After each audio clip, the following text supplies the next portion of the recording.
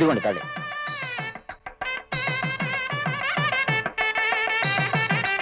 నానా ఏంటి అలా ఉన్నారు? ఏం లేదు బాబు. ఒంట్లో బాలేదా? అదేం లేదు బాబు, నువ్వు వెళ్ళి కావాల్సిన పనులు చూడు.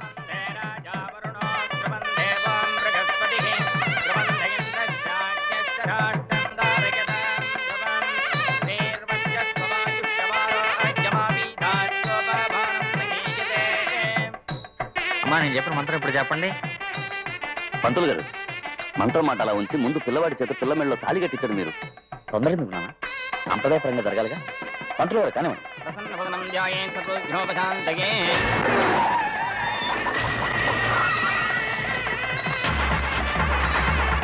పట్టాభి, నువ్వు బయటికి వస్తావా లేక నన్ను లోపలికి రమ్మంటావా?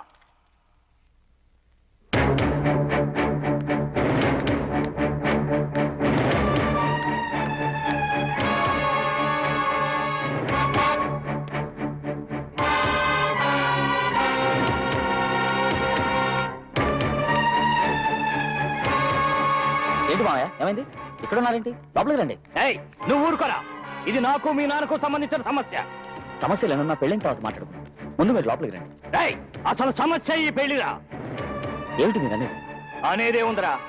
ఏయ్, ఇదిగో ఈ పత్రం చదివి మీ అన్నయ్యకి అర్థమయ్యేట్టు చెప్పు. బలరామయ్య గారి కుమారుడైన పట్టాభి అని నేను మహంకాళి చిన్నయ్య గారి ఏకైక పుత్రుడైన పుణ్యమూర్తికి నా కుమార్తెనిచ్చి పెళ్లి చేయడానికి సమ్మతిస్తున్నాను. ఇట్లు పట్టాభి. ఏమిటన్నది? మీరే రాసి సంతకం పెట్టించారు? అవును బాబు. ఎందుకని? కొన్ని సంవత్సరాల ముందు అనుకోని పరిస్థితుల్లో అలా రాసి సంతకం పెట్టాల్సి వచ్చింది బాబు. మాట తప్పటం మా వంశంలో లేదని కూసావు కదయ్యా. నీ కూతురు నా కొడుక్కిచ్చి చేస్తానన్నావా లేదా? అవునయ్యా అన్నాను. అప్పుడు నీ కొడుకు మంచివాడు, కానీ ఇప్పుడు నేరాలు ఘోరాలు చేసి జైలుకు వెళ్ళొచ్చాడు. అలాంటి వాడికి నా కూతురు నుంచి ఎలా పెళ్లి చేయమంటావు చెప్పు? ఏమిటి పిచ్చివాళ్ళలా మాట్లాడుతున్నారు? మేజర్ అయిన ఆడపిల్ల వివాహ నిర్ణయం తీసుకునే హక్కు ఆ పిల్లకి తప్ప ఇంకెవ్వరికీ ఉండదు.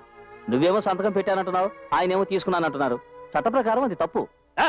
ఆపవయ్యా, నీ చట్టం గిట్టం టౌన్ లో పెట్టుకో. ఇక్కడ మాటే ముఖ్యం. నా కొడుక్కి తన కూతురికి పెళ్లి జరగాల్సిందే. మావయ్య, చిన్నవాడిని చెప్తున్నాను, తప్పుగా అనుకోకండి.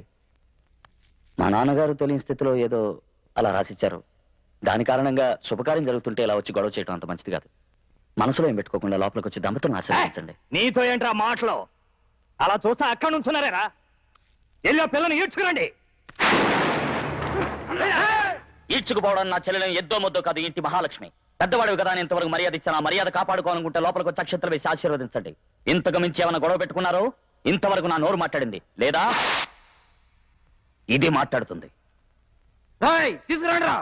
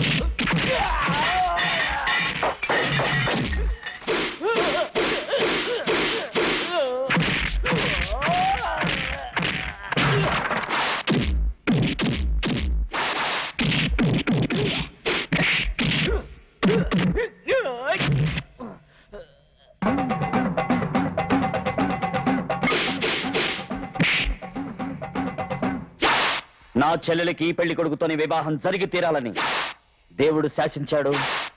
అరుణాచలం పాటిస్తాడు. సత్యం.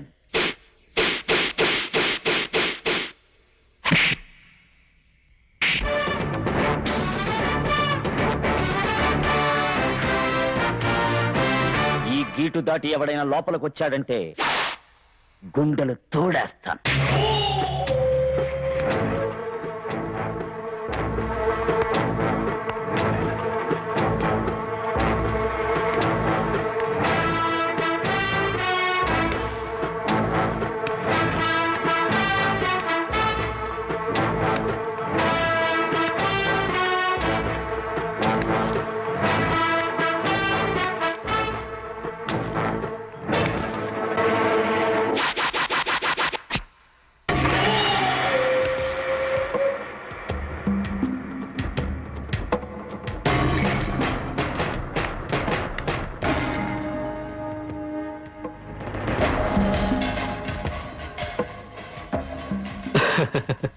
గుర్తురాలా? చిన్నప్పుడు చూసా 20 తలలు, 50 చేతులు, 80 కాళ్ళు నరికిన అదే మూర్తి, పుణ్యమూర్తి, నీ బావ నేనే.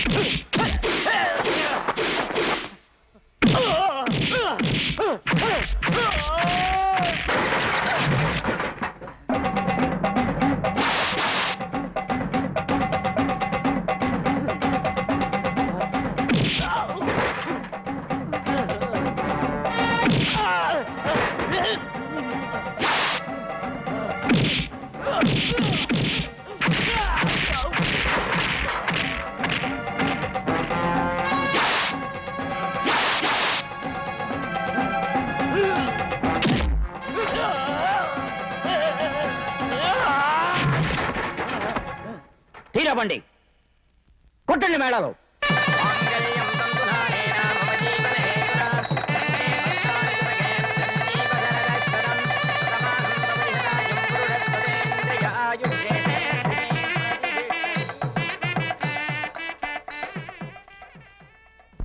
నాయనమ్మా, ఈ ఊరి వాళ్ళు వారి గురించి గొప్పగా మాట్లాడటం చాలా కరెక్ట్. ఎవరు వారు? వారే నాయనమ్మా, చెల్లెలి పెళ్లి పనులని ఒక్క చేత చక్క పెట్టేశారే.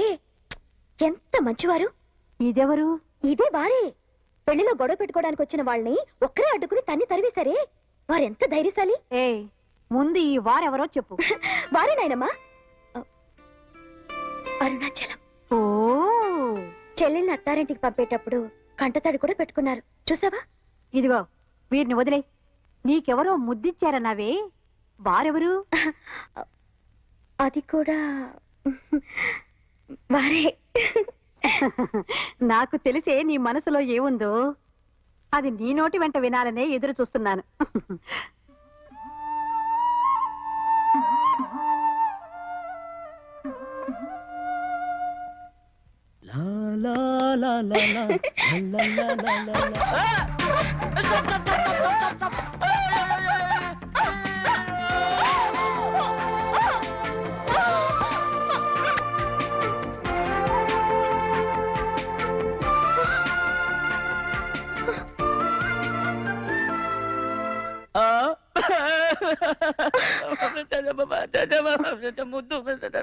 ఆపయ్యా, పుసుకు పుసుకుమని ముద్దులు చేయడం, తర్వాత పసిపిల్లని ఎక్కెక్కి ఆడవడం.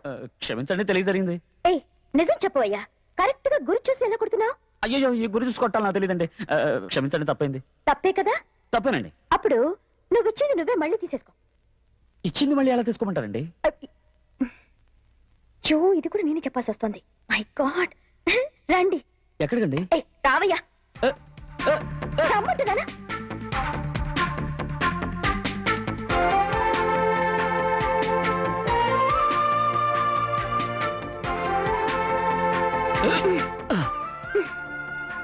ఏంటండి ఇది? ఎవరు లేని చోటుకి నన్ను ఒంటరిగా తీసుకొచ్చారు? మళ్ళీ ఎలా తీసుకోవాలని అడిగావు కదూ?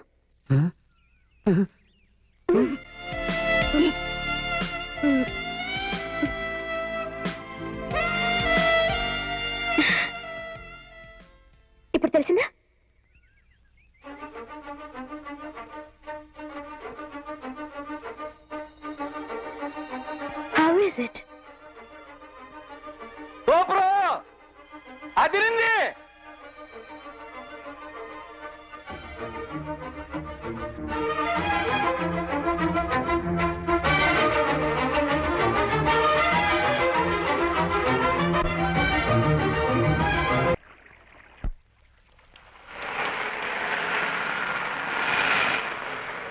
బండాపురా.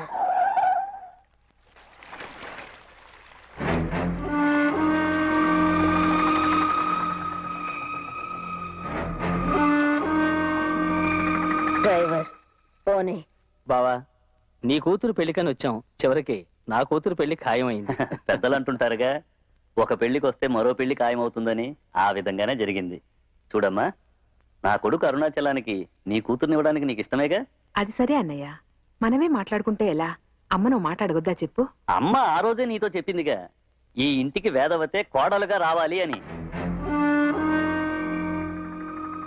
రేయ్ పట్టాది, ఏమిట్రా అన్యాయం జరుగుతుంది ఇంట్లో? ఏమిటమ్మా నువ్వు అనేది? ఏమని చెప్పను? అరుణాచలం వేదవతిని కావలించుకుని అసహ్యంగా చిచ్చి. అదేంటమ్మా, ఎప్పటికైనా వాడేగా దాన్ని కట్టుకోపోయేది. ఎవళ్ళ కట్టుకోపోయేది? అరుణాచలమే. నువ్వే కదమ్మా అన్నది వేదవతిని ఇంటి కోడలుగా చేసుకోవాలని. అవును అన్నాను, వేదవతిని ఇంటి కోడలుగా చేసుకోవాలని. కాని పెళ్లి కొడుకు అరుణాచలం కాదు, చిన్నవాడు సురేష్. పెద్దవాడు అరుణాచలం ఉన్నప్పుడు వాడి తమ్ముడికి ఎలా చేస్తామమ్మా పెళ్లి? ఏమిట్రా మాటలు? తెలిసే మాట్లాడుతున్నావా? వేదవతిని అరుణాచలం ఎలా పెళ్లి చేసుకుంటాడు? ఎందుకు చేసుకోకూడదు? ఎందుకంటే అరుణాచలం, నువ్వు నోర్మీరా, ఇప్పుడు నేను చెప్పకుండా ఉండలేను. అరుణాచలం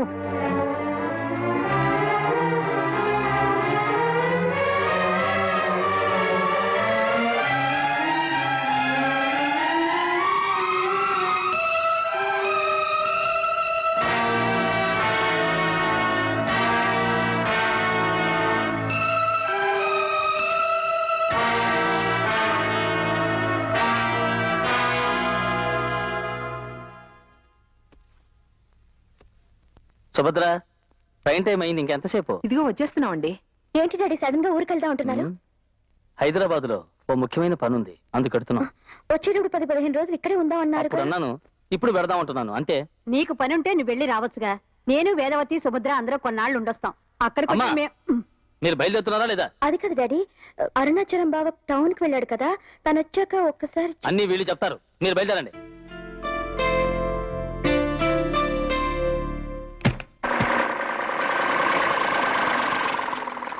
బస్తాలని గోడంలో పెట్టండి.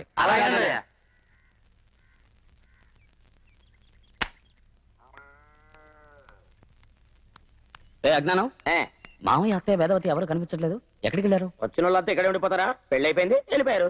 వెళ్ళిపోయారు. అరుణాచలం, మీ మామయ్యకి హైదరాబాద్ లో ముఖ్యమైన పని ఉందట, అందుకు వెళ్ళారు. చెప్ప చేయకుండా అదేంటున్నాను వాళ్ళు. అది గోడౌన్కి 1000 బస్తాలు పంపమన్నాను, పంపావా? అవి పంపారు నాన్న, మామయ్య వాళ్ళు ఉన్నట్టుండి ఎందుకు? వాళ్ళకి 1000 పనులు ఉంటాయి. అది వదిలే. పొలంలో మోటార్ చెడిపోయిందట, వెళ్ళి దాని సంగతి చూడు. సరే.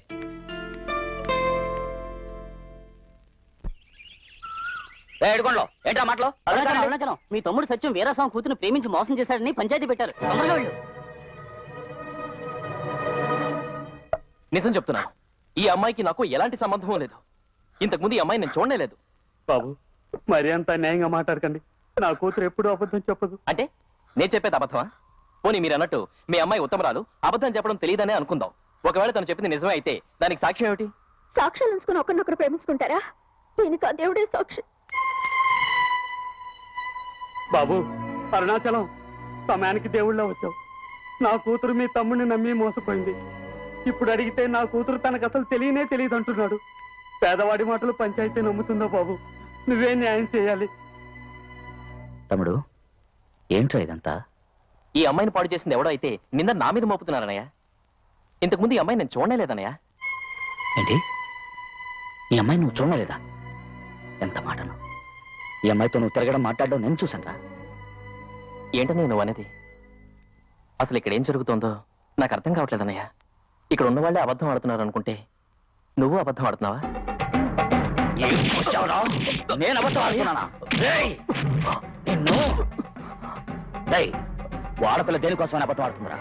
కానీ ఊరంతా ఏకం చేసి తను చెడిపోయినట్టు ఆడపిల్ల చెప్పదరా? నా కళ్ళలోకి సూటిగా చూసి చెప్పరా? నా కళ్ళలో చూడరా? ఆ అమ్మాయి నువ్వు చూడలా, మాట్లాడలా, ప్రేమించలా, తనని చెడగొట్టలా? చెప్పరా?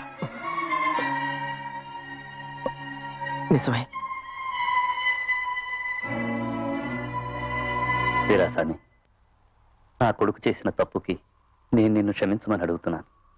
వాణ్ణి కన్న పాపానికి నువ్వే శిక్ష విధించినా నేను అనుభవిస్తాను. మీరెందుకు నన్ను క్షమించమంటాం? తప్పు చేసింది వీడు, దీనికి ఒకటే పరిహారం, వీడు అమ్మాయిని పెళ్లి చేసుకోవాలి. అన్నయ్య, నేను అమ్మాయిని పెళ్లి చేసుకోనన్నయ్య. ఎందుకు చేసుకోరా? ఆ అమ్మాయితో తిరిగానని ప్రేమించాను నువ్వే ఒప్పుకున్నావుగా, మరి పెళ్లి ఎందుకు చేసుకో? ఏమిటి నువ్వు అనేది? ఆ అమ్మాయికి 4 అక్షరం మొక్కలు కూడా రావు. ఆ అమ్మాయికి రావురా? నువ్వు చదువుకున్నావుగా, నీకు తెలివి ఉందిగా. ఇదంతా నువ్వు ఆ అమ్మాయి వెంటపడి తిరిగే ముందు, ప్రేమించే ముందు ఆలోచించాలరా. నీ ఇష్టానికి మార్చడానికి ఆడపిల్ల ఏమైనా భుజం మీద వేసుకునే తువ్వాలా? ఇది నువ్వు చదువుకున్న పట్టణంలో నాగరికత అనే పేరుతో సర్వసాధారణం కావచ్చురా, కానీ ఇది గ్రామంరా. ఇక్కడ మానవత్వానికి మట్టికే మర్యాద. నాగరికత లేకపోవచ్చురా, కానీ న్యాయం ఉంది. మర్యాదగా అమ్మాయికి నువ్వు తాళిగట్టు. ఈ అమ్మాయిని చేసుకుంటే మన కుటుంబ గౌరవం, అంతస్తు, మర్యాద ఏమవుతాయి తెలుసా? ఏంట్రా కుటుంబం, అంతస్తు, మర్యాద, గౌరవం అని వాగుతున్నావు? చూటుగనరా, వాళ్ళకి డబ్బు లేదు, అంతస్తు లేదు, పేదవాళ్ళు అంతేగా.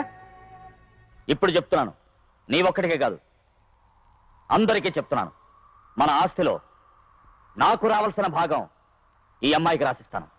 రై, ఇప్పుడు గంటరా తాళి. ఎవరి ఆస్తి ఎవరు ఎవరికి రాసిచ్చేది? అనాథ పెదవా. నోర్మైనా ఇంకా నేను చూస్తూ ఊరుకోలేను. ఏ రోజైతే నువ్వు నా మనోరాల్ని వీడికిచ్చి పెళ్లి చేయాలనుకున్నావో అప్పుడే ఈ ఊరు ముందు ఈ అనాథ ఎవరో చెప్పుండాల్సింది. కానీ ఇప్పుడు నీ కన్న కొడుక్కి, నా మనవడికి ఒక కూలివాడి కూతుర్నిచ్చి కట్టబెట్టాలని చూస్తున్నాడే, ఈ ఘోరాన్ని చూస్తూ ఊరుకోలేను. రేయ్, ఇప్పుడు చెప్తున్నాను, వీడు నీ తండ్రి కాదు. ఇంకా చెప్పాలంటే నీ తండ్రి ఎవరని ఎవరికి తెలీదు. నీ అమ్మ ఎవరు, నీది ఏ జాతి, నీ కులం గోత్రం ఎవరికి తెలీదు. 30 సంవత్సరాలకు ముందు వీడికి పిల్లలు లేరని అన్ని దేవాలయాలకు వెళ్లి వేడుకుంటున్నావు. అప్పుడు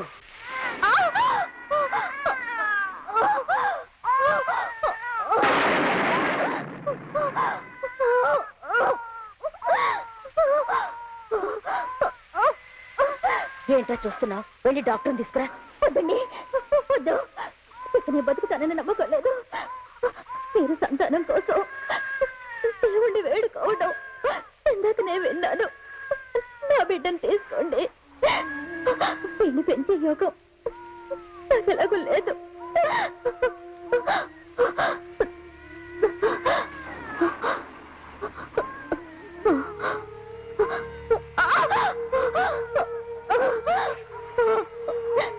దయచేసి ఈ ఉత్తరాన్ని అడ్రస్ కు పంపించండి.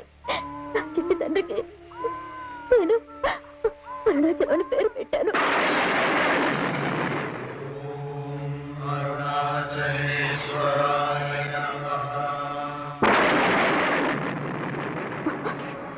అరుణాచలం, అరుణాచలేశ్వరుని ఆశీర్వాదం పొందాడని ఆనందంతో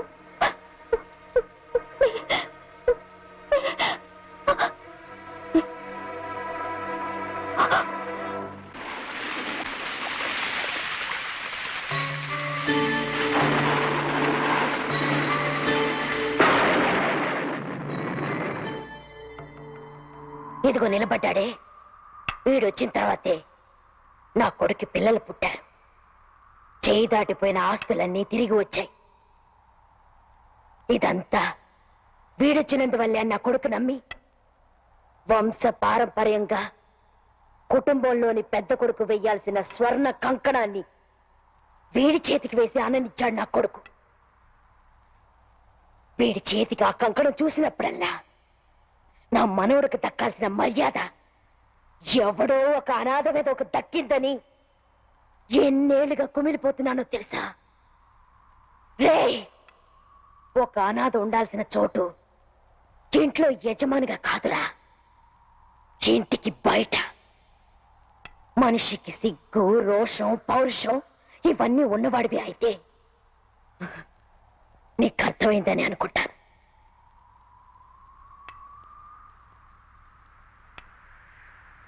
ఆస్తిలో భాగం ఇస్తావురా? నీ ఆస్తి ఏమిటో తెలుసా? ఎందుకు ఉపయోగం లేని ఈ రుద్రాక్ష ఒక్కటే.